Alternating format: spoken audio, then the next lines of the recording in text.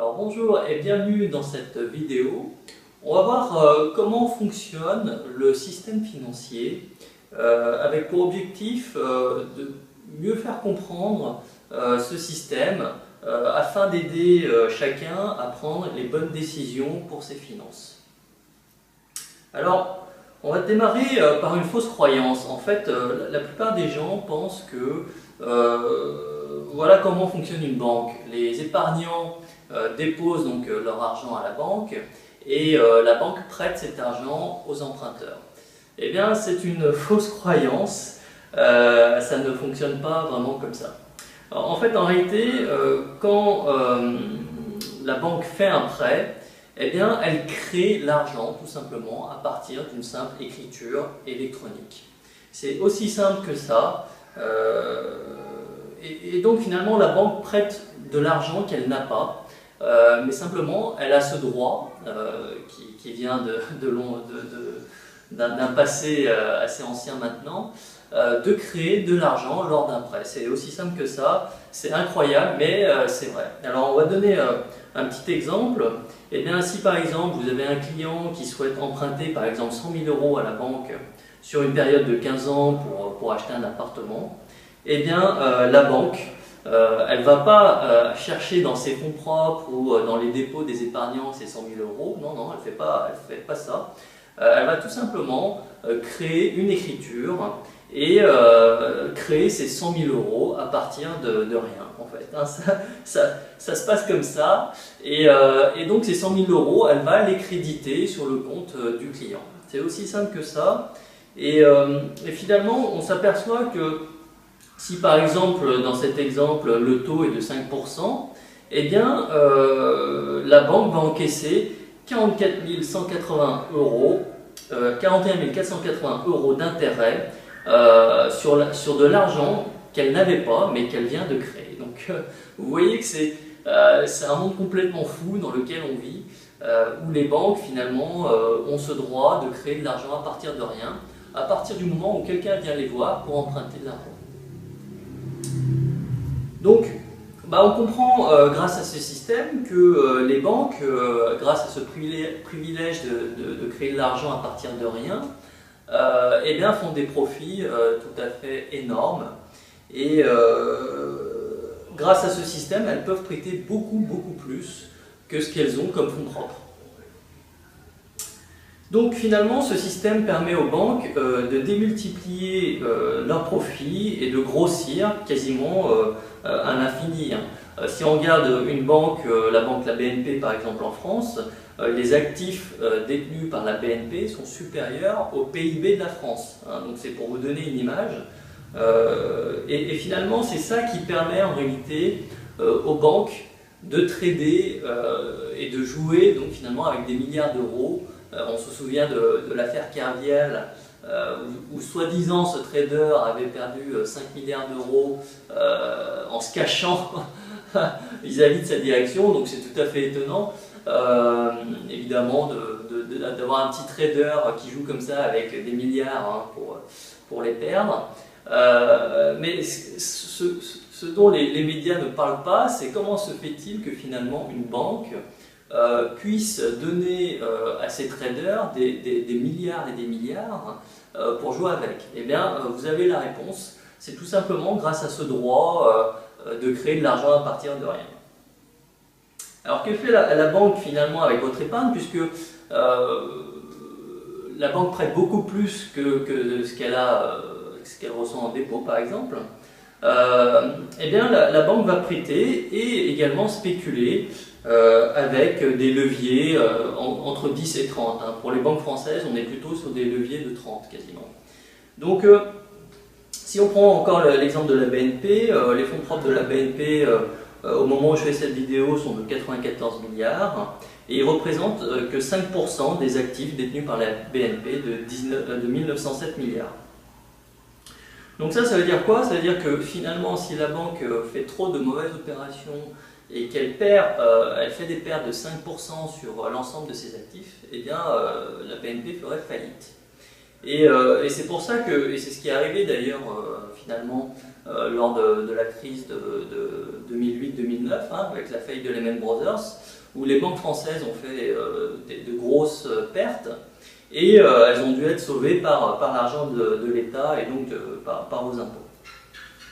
Et c'est aussi pourquoi l'Europe, les pays européens se sont tant acharnés à vouloir, entre guillemets, sauver la Grèce de la faillite, parce que si la Grèce avait fait défaut au moment de la crise sur sa dette, eh bien, ça aurait entraîné la faillite des banques françaises et allemandes. Et c'est pour ça que la France et l'Allemagne notamment se sont empressés se sont même acharnés à sauver, entre guillemets, la Grèce, tout ça pour éviter que les banques coulent. Alors, quand le client va à la banque pour faire un prêt, eh bien, la banque va demander une garantie. Et donc, quand c'est un prêt pour un appartement ou une maison, la banque va prendre une garantie, une hypothèque ou un privilège de prêteur de deniers. Et c'est ça qui lui permet légalement de créer les 100 000 euros. Parce que d'un côté, elle crée les 100 000 euros et de l'autre, elle a une garantie qui la couvre si jamais le client se trouvait incapable de rembourser son prêt. Et si jamais donc, le client fait défaut finalement sur sa dette, eh bien la banque est autorisée à saisir le bien et éventuellement à le revendre. Donc ça, c'est un privilège qui n'appartient qu'aux banquiers. C'est-à-dire que si vous, vous essayez de faire ça, hein, si votre voisin vient vous voir pour vous emprunter de l'argent et que vous créez de l'argent à partir de rien, eh bien, vous irez directement en prison sans passer par la caisse d'épargne.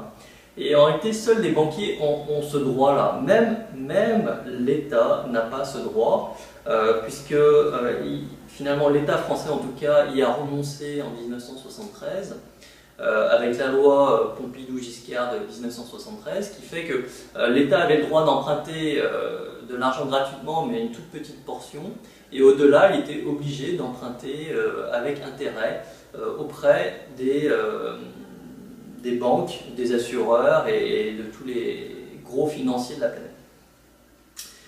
Et ensuite, ça a été européanisé en 1993 avec le traité de Maastricht, donc un des traités fondateurs de l'euro, hein, et qui interdisait tout simplement aux banques d'emprunter gratuitement et également finalement de créer leur propre monnaie.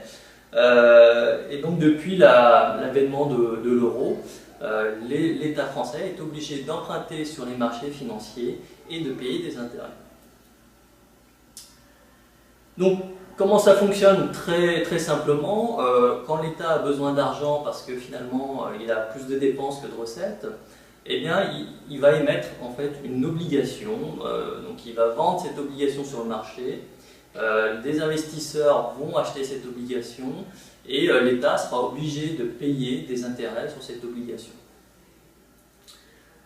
Et finalement, on se rend compte que l'État français n'a pas le droit aujourd'hui de créer sa propre monnaie et il est obligé de payer des intérêts sur sa dette, ce qui est complètement hallucinant, mais c'est comme ça. Merci l'Europe, merci Pompidou, Giscard et Rothschild. Alors, finalement, qui crée l'argent? Ça aussi, c'est une fausse croyance, c'est que la plupart des gens pensent que l'argent est créé par l'État, et voilà. Mais en réalité, non. Donc, une toute petite minorité de l'argent en circulation est créée sous forme de billets de banque et de pièces, donc par la Banque Centrale Européenne. Mais ça représente une toute minorité, en réalité moins de 10% de l'argent qui est en circulation. Et si on compte tout ce qui est produits dérivés, ce qu'on appelle le shadow banking, ça représente encore beaucoup moins. Et en fait, la majorité de l'argent est donc créée tout simplement par le mécanisme de la dette. C'est-à-dire que ce sont les gouvernements, les entreprises, les particuliers, lorsqu'ils vont s'endetter à la banque crée l'argent. Et c'est ainsi que l'argent, la très grande majorité de l'argent est créée. Et c'est pour ça qu'il y a une excellente vidéo qui circule sur Internet de Paul Crignon qui s'appelle « L'argent dette », qui explique bien ce phénomène, comme quoi, en fait, l'argent aujourd'hui est principalement de la dette. Les Américains appellent ça les IOU. IOU, IOU, ça veut dire je vous dois quelque chose, comme quoi c'est une reconnaissance de dette en réalité. Et donc, ce qui est important de comprendre, c'est que ce sont les banques qui contrôlent l'argent et ce n'est pas l'État. Donc les banques privées. Alors, il y a un énorme problème dans ce système dont personne ne parle, alors que c'est le problème le plus important auquel nous faisons face. C'est que la banque, donc quand elle crée le prêt, elle crée l'argent, elle ne crée que l'argent du capital emprunté. Donc dans notre exemple, elle va créer 100 000 euros, mais elle dit finalement à l'emprunteur, vous me devez 140 000 et quelques euros, donc qui correspondent, les 40 000 et quelques euros correspondent aux intérêts de la dette. Mais ces intérêts, l'argent de ces intérêts n'a pas été créé, donc en fait il n'existe pas. C'est complètement fou, c'est vraiment important que vous compreniez ça, c'est que il n'y a pas assez d'argent dans le système. Pourquoi? Parce que le système, pour créer de l'argent, il crée de la dette, mais il ne crée que le capital, il ne crée pas les intérêts. Donc comme l'argent des intérêts n'existe pas, ça crée une pénurie d'argent finalement, et ça conduit à ce que l'ensemble des acteurs économiques, donc que ce soit les particuliers mais aussi les entreprises et les États, sont obligés finalement de se battre pour récupérer de l'argent à droite à gauche et rembourser leurs dettes. Donc cette pénurie, elle est totalement artificielle, elle est créée par le système financier actuel, elle n'a aucune raison d'être, mais c'est le système qui fait qu'il y a une pénurie d'argent, puisque finalement les sommes dues sont supérieures aux sommes créées. Donc ça crée évidemment un gros problème, et c'est pour ça qu'on parle finalement quelque part d'esclavagisme. Et donc si on poursuit la logique un peu plus loin, dans la mesure où finalement de toute manière il n'y a pas assez d'argent qui est créé, eh bien, imaginons donc notre client finalement qui va emprunter 100 000 euros à la banque, mais qui, si on prend toutes les mensualités, va devoir payer 140 000, eh bien, il faut bien qu'il trouve ces 40 000 euros. Donc, ces 40 000 euros, il va travailler, il va épargner, etc. Et ça, c'est ce qui va lui permettre de rembourser. Mais on voit bien que si on prend le schéma global, ces 40 000 euros manquent quelque part. Et donc, à un moment donné, la chaîne va se briser, c'est-à-dire que si le premier client arrive à payer ses dettes, le deuxième également, on verra que le troisième client, à un moment donné, il va être obligé de faire faillite. Et c'est pour ça que dans un tel système tel que celui d'aujourd'hui, en tout cas, inévitablement, vu qu'il n'y a pas assez d'argent dans le système, eh bien, un certain nombre d'acteurs vont finir par faire faillite. Donc finalement, on est vraiment dans une pyramide de Ponzi, c'est-à-dire que dans une pyramide de Ponzi, vous savez, les premiers, ce sont ceux qui profitent du système, et les derniers, ce sont ceux qui alimentent le système. Sauf qu'à un moment donné, il n'y a pas assez de nouveaux entrants, de nouvelles dettes, et donc le système finit par s'effondrer. Et c'est pour ça qu'il faut en fait de plus en plus d'argent et donc de plus en plus de dettes, pour éviter que le système s'effondre. Mais comme il faut de plus en plus de dettes, ça crée de plus en plus d'intérêts, et donc ça augmente encore le problème. Donc c'est un truc qui est complètement fou, il suffit d'étudier ça d'un point de vue purement mathématique, et c'est pour ça qu'en fait nos gouvernements sont autant obnubilés par la croissance, parce que même si vous n'avez zéro croissance, eh bien le système s'effondre. Il faut impérativement en fait que la croissance soit supérieure à la dette, aux intérêts de la dette générés, tout simplement pour éviter des faillites en cascade et que le système s'effondre de lui-même. Donc vous comprenez pourquoi nos gouvernements sont toujours en train de parler de croissance, on dirait qu'ils sont obsédés par la croissance, mais c'est tout simplement pour éviter que tout explose. Alors, depuis 1973, en fait, donc depuis cette fameuse loi Pompidou-Giscard, l'État s'endette, il paye des intérêts, et chaque année il est en déficit et ça se creuse d'année en année, et ce qui fait que la dette de l'État français est en totale explosion. Et pour payer leur dette, qu'est-ce que fait l'État? Ben, il emprunte de nouveau encore plus. Donc c'est vraiment comme un ménage qui est surendetté et qui fait de la cavalerie avec les crédits à la consommation. C'est vraiment le cas de l'État. Et finalement, encore pire, c'est que quand l'économie ralentit, hein, voire est en récession ou en dépression, eh bien pour compenser, l'État va de nouveau emprunter encore plus d'argent pour l'injecter dans l'économie et éviter que tout s'effondre. C'est ce qui s'est passé par exemple en 2008-2009, où le président Sarkozy a endetté la France de centaines de milliards pour éviter que tout s'effondre en fait. Et il faut noter que finalement, la dette est tellement énorme que l'ensemble des impôts sur le revenu des Français ne servent uniquement à payer que les intérêts de la dette.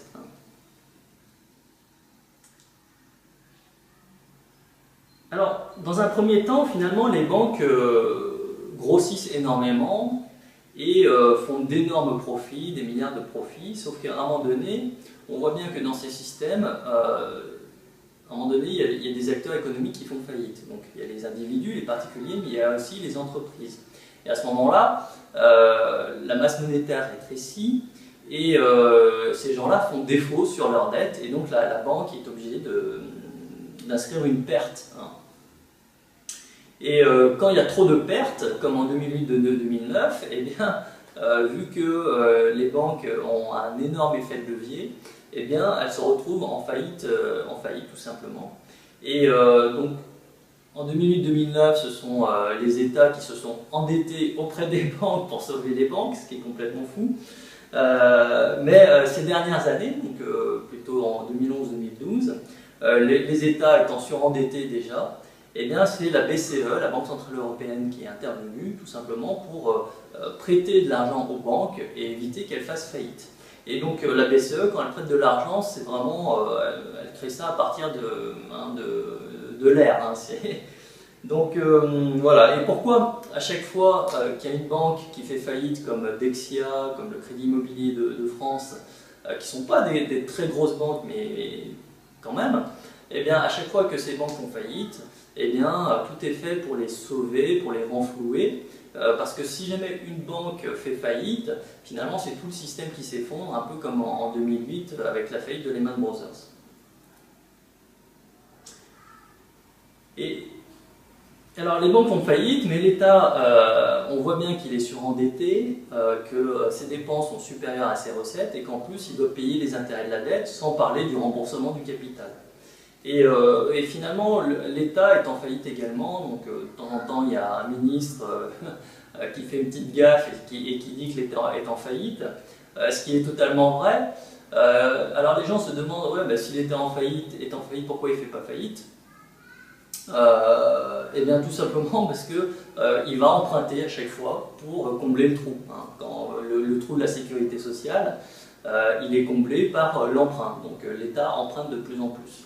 Et donc ça veut dire quoi? Ça veut dire qu'en fait le pouvoir, ce n'est pas l'État qui le détient, ce sont les banques qui prêtent de l'argent à l'État. En fait, sans les banques, l'État français, alors il ne ferait pas faillite, hein, l'État ne peut pas faire faillite, mais il serait en cessation de paiement, donc il ne pourrait plus payer les salaires de ses fonctionnaires, ni les retraites, etc. Et donc en réalité le vrai pouvoir, il est détenu par les banques privées, la Banque Centrale Européenne, et certainement pas par l'État. La question évidemment qu'on pourrait se poser, auquel je ne répondrai pas ici, c'est qui détient réellement les banques. Voilà, si ça vous intéresse, creusez le sujet, vous verrez qu'on arrive toujours au même nom tout en haut. Voilà. Alors, on vit dans une crise, mais en réalité c'est une crise qui est totalement artificielle. C'est-à-dire que si l'État crée lui-même l'argent, plutôt que de confier ça, plutôt que de donner ce privilège aux banques, si l'État crée lui-même l'argent, il pourrait le créer sans aucun intérêt. C'était le cas pendant de nombreux siècles, hein, jusqu'en 1973 en tout cas. L'État français pouvait créer de la monnaie sans payer d'intérêt dessus. Donc déjà, s'il faisait ça, l'État n'aurait pas à payer des milliards d'intérêts sur la dette, hein, donc c'est logique. Et même on peut pousser le raisonnement plus loin, si finalement l'État reprenait le monopole de la création monétaire et prêtait cet argent finalement aux acteurs économiques, donc faisait finalement le métier des banquiers, et bien grâce aux profits qu'il générerait, l'État n'aurait absolument pas besoin de prélever d'autres impôts que ça. Les profits seraient tellement énormes que l'État n'aurait pas besoin d'impôts sur le revenu, de toutes les taxes, etc. Et donc, ça veut dire quoi? Ça veut dire que finalement, la crise dans laquelle on vit, c'est une crise qui est totalement artificielle, qui est créée par un système. Et en fait, pourquoi ce système perdure? Eh bien, il faut toujours chercher à qui profite le crime. Alors, il faut noter que quand un emprunteur rembourse sa dette, le capital qui est remboursé est détruit. C'est comme ça que l'argent est créé d'une part par le prêt, et l'emprunteur, quand il rembourse sa dette, eh bien, le capital est détruit. Donc c'est comme ça que finalement la quantité d'argent est régulée. Mais ce qui n'est pas détruit, par contre, ce sont les intérêts qui sont dus. Ceux-là, ils sont dus, voilà. Hein. Et ils représentent quelque part le profit des banques. Mais ce qu'il faut bien comprendre, c'est que finalement, si tout le monde remboursait ses dettes, eh bien, il n'y aurait plus d'argent dans le système. Voilà, le système n'aurait plus d'argent. Donc, c'est pour ça que quand l'État dit vouloir rembourser sa dette, c'est totalement faux, parce que si tout le monde se mettait vraiment à rembourser ses dettes, on aurait de moins en moins d'argent dans le système et on aurait de nouveau un effondrement du système. Alors, au départ, j'ai dit que finalement, les banques pourraient prêter sans limite. En réalité, il y a une petite limite, c'est ce qu'on appelle le système de réserve fractionnaire, qui fait que les banques doivent avoir un minimum de réserve, de dépôt et de fonds propres pour pouvoir prêter une certaine somme d'argent. Donc en France, on est entre 3 et 10% de réserve, et voilà. Hein. Donc ça, en fait, c'est intéressant de comprendre ça, c'est-à-dire que en fait, ce sont finalement les particuliers, les entreprises, lorsqu'elles déposent de l'argent à la banque, elles permettent à la banque de prêter encore plus. Et ça, c'est intéressant de le savoir. Alors, finalement, la dette, c'est quoi? C'est la monnaie des esclaves. Hein. La dette, c'est... le monde entier, finalement, aujourd'hui, capitaliste, travaille en réalité pour payer les intérêts de la dette. Donc c'est le cas des pays occidentaux, ça a été longtemps le cas, et ça l'est toujours, des pays pauvres, hein, du tiers-monde.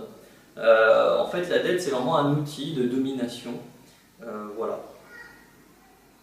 Donc un peu d'humour, donc on vit dans un pays, donc la France, un beau pays, avec comme devise liberté, égalité, fraternité. Donc la liberté, en fait, faut bien comprendre que lorsque les médias parlent de liberté, c'est finalement la liberté pour une certaine oligarchie d'exploiter le reste du peuple. Hein. Et pour le peuple, sa liberté, c'est-à-dire il a la liberté de travailler, de payer ses dettes. Égalité, tous les emprunteurs sont égaux, hein, en droit, et ils sont égaux, ils ont le droit d'être esclaves et de payer les intérêts de la dette. Ils ont le droit, ils sont tous égaux pour payer plus d'impôts, etc. Et fraternité, oui, il y a de la fraternité, hein, au niveau de l'oligarchie, du gouvernement, enfin des maîtres du monde, on va dire, il y a une fraternité. Et pour le reste du peuple, c'est une fraternité pour être enchaîné par le boulet de la dette. Voilà. Alors la réalité, finalement, c'est que ce système est très ingénieux parce que finalement les gens ne le comprennent pas. 99,9% des gens ne savent pas comment fonctionne le système monétaire. Ils ne savent pas comment est créé l'argent, ils ont des fausses croyances. Et voilà, je vais prendre une citation: nul n'est plus esclave que celui qui croit être libre. Les gens pensent être libres, en réalité, non, nous ne sommes pas libres, nous sommes tous enchaînés par la dette. Et donc Tolstoï disait que finalement, ce qui distinguait l'ancien esclavagisme du nouveau, c'est la nouvelle méthode, c'est l'argent. parce que finalement la relation est impersonnelle. En fait, les gens n'ont pas conscience finalement, ils n'ont pas, comme avant l'esclave avait un maître, donc il y avait une relation physique. Hein. Aujourd'hui, la relation en fait, elle se trouve via l'argent et on ne sait pas qui est le maître. En fait, si on creuse le sujet, vous découvrirez qui sont les maîtres en réalité. Hein. Alors la tendance, finalement, aujourd'hui nous sommes dans l'Union européenne, et la tendance consiste finalement à enlever le pouvoir aux nations et de confier ce pouvoir à une oligarchie via une administration européenne. Il faut bien noter que la Banque Centrale Européenne est indépendante, que son gouverneur est nommé pour une durée de 8 ans, et que finalement la monnaie de l'Europe, et donc de la France, est créée par des banques privées, hein, dont les intérêts ne sont pas ceux du peuple, évidemment. Et finalement, comme le gouvernement est surendetté et dépend finalement du financement des banques et des marchés, eh bien, en réalité, il faut bien comprendre que les politiques, nos politiques qui gouvernent, ne sont en réalité que des pantins qui sont payés finalement pour faire le sale boulot et se prendre les coups. Hein, alors que derrière, ceux qui manœuvrent en coulisses, eux, personne ne les connaît, donc voilà. Donc Monsieur Rothschild, l'ancêtre des Rothschild, disait « Permettez-moi d'émettre et de contrôler les ressources monétaires d'un pays, je me moque de celui qui écrit ses lois. » Donc c'est vrai. Il faut ajouter à cela qu'en réalité, ce sont les banquiers aujourd'hui qui contrôlent les gouvernements, donc qui contrôlent les lois. Alors le système il perdure, pourquoi? C'est un système totalement injuste, de plus en plus de gens s'en rendent compte, donc il y en a qui le savent, il y en a qui le savent indirectement en se disant mais c'est complètement fou ce système, mais ce système va perdurer probablement pendant un certain temps, parce qu'il y en a un certain nombre qui en profitent évidemment. Hein. Il y a l'oligarchie mondiale qui en profite, les banques en profitent, les gouvernements qui en profitent également, et il faut bien comprendre que l'ensemble des médias les plus importants, donc les télés et les principaux journaux, sont détenus par l'oligarchie mondiale ou sont financés par l'État. Ce système est perdure également grâce à la menace. Il y a un certain nombre de présidents américains qui sont morts, qui ont essayé de lutter et de transformer ce système. Donc Kennedy notamment, c'est le dernier qui a essayé et on sait comment il a fini. Et finalement, il y a une chape de plomb qui fait que c'est impossible finalement pour un individu de transformer ce système-là. Mais ce qui est important de bien comprendre, c'est que ce système fonctionne également grâce au peuple, grâce à l'ignorance du peuple. C'est-à-dire que, étant donné que 99,9% de la population ignore totalement comment fonctionnent les systèmes monétaires, eh bien, les gens continuent à jouer le jeu. Alors certes, ce sont les moutons, certes, ce système monétaire, il n'est enseigné nulle part, hein, il n'est surtout pas enseigné à l'école, il n'est pas enseigné dans les écoles de commerce, ni dans les écoles qui font des masters en finance, etc. En fait, c'est vraiment... quand vous prenez des cours de finance dans une université, dans une école de commerce ou dans un master spécialisé, on vous explique plein de trucs sur l'économie, la finance, etc. Mais on ne vous explique pas que finalement c'est la banque qui crée l'argent avec la dette. Hein. Moi j'ai fait un MBA hein, sur l'école à l'EM Lyon et on a vu plein de trucs en finance mais on n'a pas vu ça, c'est quand même bizarre. Donc voilà. Alors comment ça va se terminer tout ça? Ça se termine, c'est toujours la même chose, il n'y a pas 36 solutions. En général, vous avez compris qu'il fallait qu'il y ait de plus en plus de dettes et d'argent pour éviter que le système s'effondre. Donc, à force d'imprimer de l'argent, ça conduit à une dévaluation de la monnaie et donc à l'inflation et l'hyperinflation. Donc ça, c'est la première option. La destination finale d'un tel système, évidemment, c'est l'effondrement, puisque c'est un système qui ne peut pas perdurer, c'est un système exponentiel, et donc à un moment donné, forcément, il s'effondre. Mais en général, avant qu'il s'effondre, qu'est-ce qui se passe? Eh bien, en général, il y a une guerre. Hein, c'est ce qui est arrivé lors de la Première Guerre mondiale et la Deuxième. Pourquoi une guerre? Tout simplement, ça permet d'éviter de reconnaître les coupables. C'est-à-dire que le système il s'effondre, mais s'il n'y avait pas de guerre, les gens se diraient mais pourquoi il s'est effondré? Peut-être qu'il y en a qui commenceraient à comprendre pourquoi. Alors que s'il y a une guerre, les gens se disent le système s'est effondré parce qu'il y avait la guerre.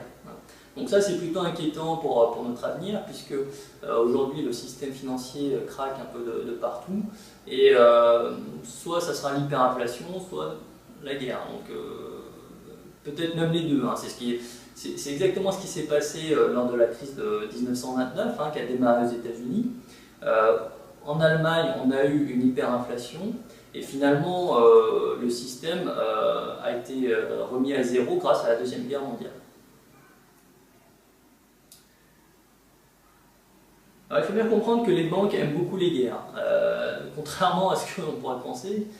Voilà, c'est difficile de se mettre à la place, quand on est quelqu'un de normal, un citoyen normal, on n'a pas envie de faire la guerre. Il faut bien comprendre que 99,99999% de la population a comme aspiration de vivre en paix. Donc s'il y a des guerres, c'est parce qu'il y a une oligarchie qui crée des guerres.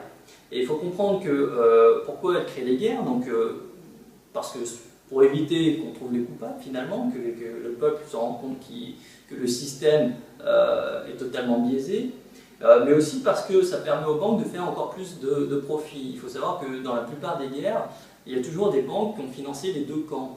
Alors, pour éviter que ce soit trop visible, c'est souvent deux banques différentes, mais si on prend par exemple la Deuxième Guerre mondiale, il faut vous poser la question, par qui a été financé Hitler, puisque l'Allemagne était en ruine, et pourtant Hitler a réussi à construire une armée ultramoderne qui a mis par terre tous les autres.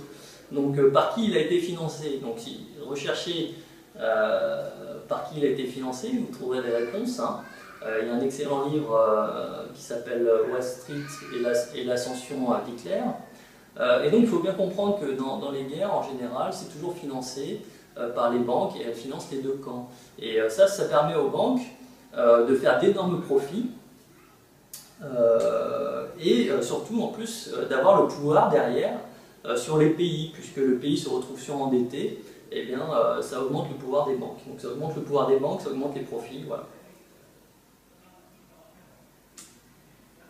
Et pareil, quand il y a un effondrement, alors c'est vrai que c'est gênant parce que finalement il y a beaucoup de gens qui font défaut sur leurs dettes, et donc les banques font des pertes à ce moment-là.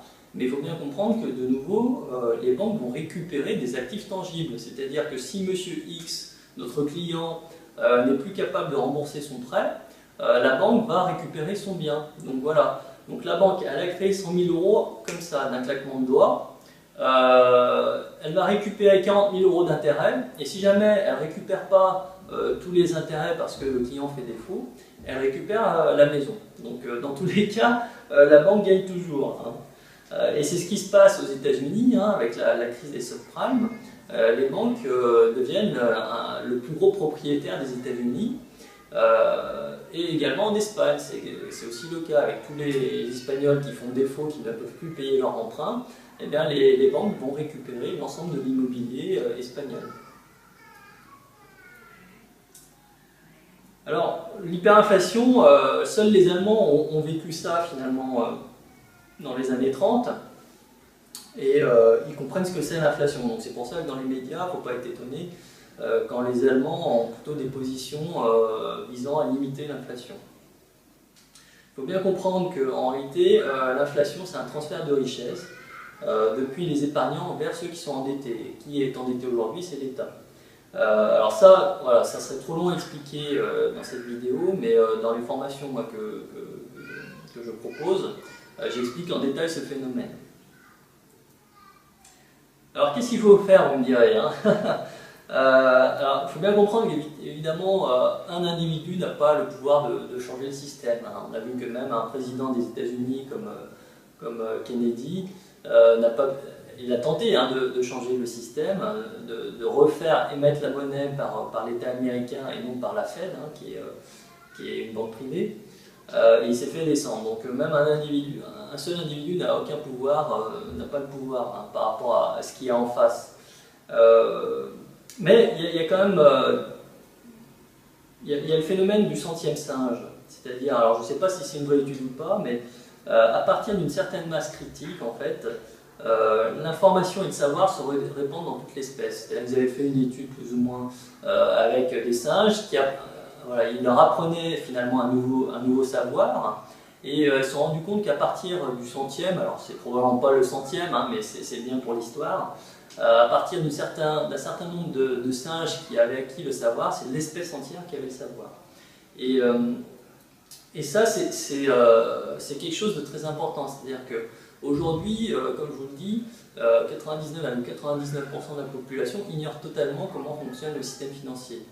Et c'est pour ça que plus il va y avoir de gens qui vont savoir ce qui se passe vraiment, qui vont comprendre ce système, et plus le système sera en danger.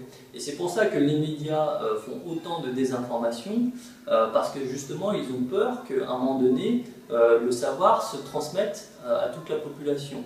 Il y a eu le petit épisode de Cantona qui donc, a appelé à aller vider les comptes en banque en disant finalement si tout le monde retire son argent, le système s'effondre, et c'est vrai. Donc il y a un petit groupe qui a créé un petit événement en disant à telle date tout le monde va retirer son argent. Alors évidemment ce petit groupe était trop petit et n'a pas été pris au sérieux parce que les gens sont tellement ignorants du système qu'ils se sont dit bon bah, c'est des rigolos. Et comme les médias ont véhiculé cette image en disant que ce serait totalement idiot de faire ça, évidemment ça a été très peu suivi et donc il n'y a eu aucun effet quasiment. Mais c'est clair que si à un moment donné il y a un pourcentage suffisant de la population qui prend conscience du système et qui décidait de participer à ce genre d'événement, eh bien le système s'effondrera. Alors, en conclusion de cette courte vidéo, on vit dans une pyramide de Ponzi. Le système financier est une pyramide de Ponzi, avec comme objectif non seulement d'enrichir l'oligarchie, mais surtout ça permet à l'oligarchie de contrôler la population via la dette. Et c'est pour ça que tous les gens finalement se battent pour gagner leur vie, comme on dit. Hein. C'est gagner sa vie, c'est ça. Hein. Et pour s'en sortir, donc on a vu que ça ne pouvait pas être un individu isolé qui peut transformer le système, mais que plus il y aura une prise de conscience importante de la population, et plus la population aura un pouvoir, le pouvoir de finalement de faire cesser ce système qui est totalement injuste. Donc ça va prendre du temps évidemment. Donc moi ce que je vous conseille évidemment c'est de vous informer. Alors vous informer, c'est pas regarder la télé ni lire Le Monde et Le Figaro ou Libération, qui sont tous des organes de presse et de médias qui sont détenus par le gouvernement et l'oligarchie, donc c'est de la désinformation totale, mais le gros avantage aujourd'hui c'est que sur Internet il y a quand même d'autres voix, d'autres discours qui permettent justement de comprendre comment fonctionne le système réellement. Hein. Donc informez-vous avec donc, ce type de médias alternatifs. Vous pouvez aller plus loin donc, en vous formant. Donc, moi je propose des formations, mais bon, c'est vrai qu'il n'y en a pas beaucoup aujourd'hui il n'y a pas beaucoup de formations aujourd'hui qui expliquent vraiment comment fonctionne le système financier, comment en tirer profit, comment sauvegarder son patrimoine, etc. Aujourd'hui, malheureusement, le système financier français est très mal fait parce que finalement, on se retrouve qu'avec des vendeurs de produits. Hein. C'est-à-dire que ce soit les banques, les assureurs, les conseillers financiers, finalement ils sont payés à vendre des produits. C'est un peu comme le pharmacien qui est payé non pas à donner un conseil, mais qui est payé pour vendre des aspirines. Et aujourd'hui, le système français est comme ça, parce que le client n'a pas envie de payer forcément un conseil, mais il est prêt à investir et donc à acheter un produit. Donc tout ça pour dire qu'il y a encore très peu d'informations vraiment sérieuses qui expliquent vraiment comment fonctionne le système financier et justement comment sauvegarder quelque part son patrimoine et éviter de se faire avoir par le système. Mais il y en a, donc moi j'en propose, je propose des formations à ce sujet, hein, notamment la formation Investisseur Pro. Mais par contre il y a beaucoup de livres qui vous permettent de vous faire une idée un peu plus précise de... alors à chaque fois c'est souvent sur des sujets un peu spécialisés, mais à force de lire différents sujets spécialisés, on peut arriver à se faire une idée globale du système. Et donc tout cela a pour objectif donc déjà pour vous hein, de mieux gérer vos finances, mais aussi pour se préparer à l'évolution de ce système qui n'est pas durable. C'est-à-dire qu'à un moment donné, va y avoir une sortie qui sera violente. On espère que ce sera une sortie qui fera pas trop de dégâts, mais en général, les crises financières font d'énormes dégâts. Donc il faut s'y préparer, et pour s'y préparer, il faut bien comprendre le système. Voilà. Et donc, comme je vous disais, aujourd'hui, c'est vraiment une toute petite minorité qui connaît comment fonctionne le système. C'est-à-dire que même si vous allez voir votre conseiller bancaire, il est probable que votre conseiller bancaire ne sait pas comment est créé l'argent. Si vous remarquez bien, dans les banques, quand vous faites une demande de prêt, il y a toujours un organe centralisateur, c'est-à-dire que votre prêt n'est pas du tout traité en agence. Il y a une cellule de prêt de la banque. Alors les gens qui travaillent dans la cellule de prêt, eux, ils savent comment est créé l'argent. Mais le conseiller lambda de votre agence bancaire en bas de chez vous, lui, il est très probable qu'il ne le sait absolument pas. Donc vous voyez bien que déjà si lui ne le sait pas, vous imaginez tout le reste de la population, la plupart ne le savent pas. Finalement, il n'y a que ceux qui sont très aisés financièrement et qui ont compris le système, qui savent comment ça se passe exactement et qui du coup prennent les bonnes décisions. Alors que 99% de la population se fait avoir. Donc partagez, voilà, une fois que vous avez acquis un certain savoir, c'est important de le partager, voilà, avec la croyance que finalement à partir du moment où suffisamment de gens comprendront le système, eh bien peut-être qu'à un moment donné on atteindra une masse critique qui fait qu'on pourra changer le système. Voilà. Et bien voilà, merci de m'avoir suivi sur cette vidéo. Vous pouvez me retrouver donc sur le site lecgpi.com. Mon nom est Jean-Luc Matisse, je suis conseiller financier indépendant et j'organise également des formations investisseurs pro auxquelles je vous invite évidemment à souscrire quand elles sont disponibles, ou vous pouvez également me contacter et me demander une étude patrimoniale. Voilà, en tout cas je vous souhaite une excellente journée, merci d'avoir suivi cette vidéo et à très bientôt.